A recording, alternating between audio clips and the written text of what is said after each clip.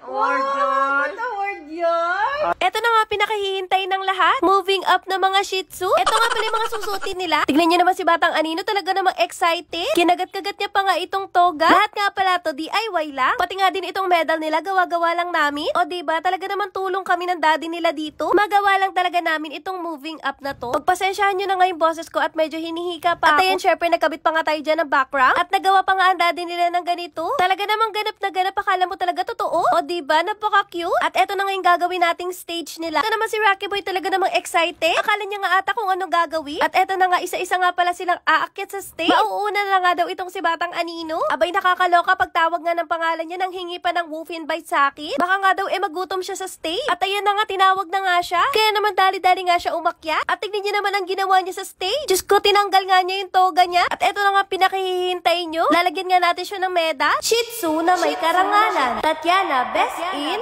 tubol mukbang. Best in kalat dito, kalat doon. Best in kakulitan. At best in tingin sa salamin. O diba, napakadaming award. Award yun. What award yun? Balikan sa At ayan, binalik na nga namin yung toga niya. Pero tignan niyo naman, nagtatantrums ang Batang Anino. Ayaw niya talagang ipalagay. Yeah! At dumako naman tayo sa pangalawang aakyat. Eto na nga si Bailey, aka Batang Puti. Tingnan niyo naman, napaka-pogi talaga ng batang to. O diba? Akala mo naman talaga napakabait. Moving up kasi nila guys, kaya naman hindi talaga siya nagkukulit. At ayan na nga, nagulat na lang kami, bigla na lang nahimatay. Diyos ko, pagkatawag nga ng pangalan niya, nahimatay bigla. At eto nga, nagulat na lang kami sa ginawa niya. Galit. Ay, ba't nagagalit? Ayaw mo isa. Ba't nagagalit? Nakagraduate ka nga eh. Tignan niya naman, talaga namang bigay todo. Ayaw pa nga talaga niyang tumigil. At eto na nga mga award niya. Best in, tahol dito, tahol doon. At best in, ihi kung saan saan. O diba, ayaw pa talaga ni Batang Puti ipasuot. Mukhang ayaw ata niya tanggapin yung award niya. Pero mukhang masaya naman siya sa award niya. Tignan niyo naman, napaka-pogi talaga. At ayan, tignan niyo nga, hindi pa bumababa ng stage, tinanggal na yung toga.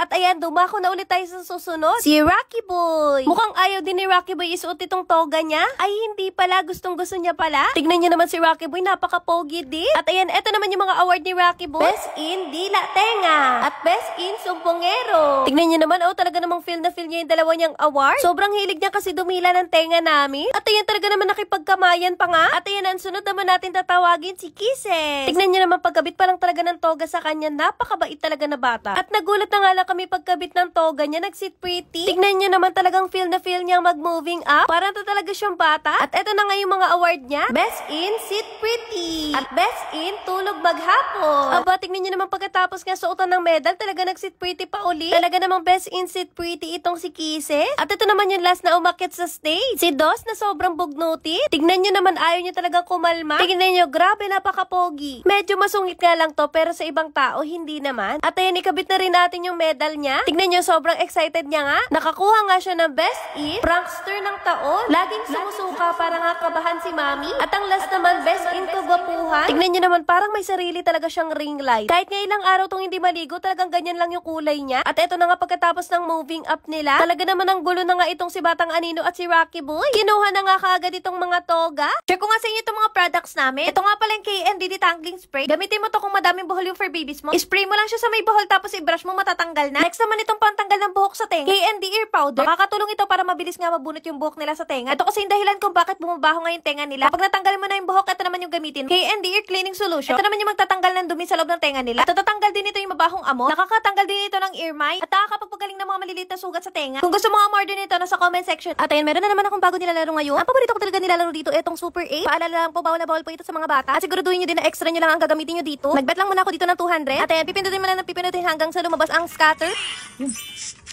Hoy! Ang dami. Ano, grabe. Nakakuha pa ng wild, oh. Uy, kano yun? Uy, Meron na rin. tuloy. Uy, serte. Yun, oh. Yun. Ang dami. Paano kung, yun. Uy! Ano yan? Uy! Uy! Grabe. 400 na yung ano ko to. 100? Yung puhunan. Pangalawa pa na yun eh. Ilalagay ko na to sa comment section.